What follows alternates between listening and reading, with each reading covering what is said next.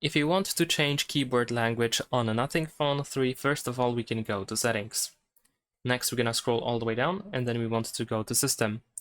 Next, choose Keyboard, on-screen keyboard, and then go to Gboard, as this is the default keyboard that we use on this phone.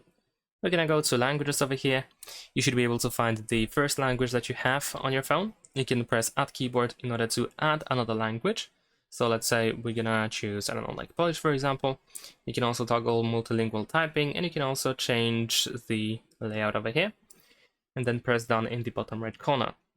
Now, if you want to remove the old language, you can press this, you can tap on this pen icon in the top right corner, and then check the box right next to the language that you wish to get rid of, and tap on this trash icon over here in the top right corner.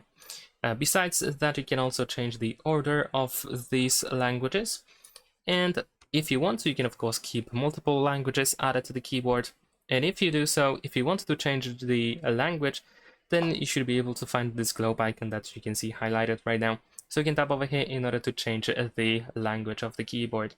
Thanks for watching, leave a like and subscribe.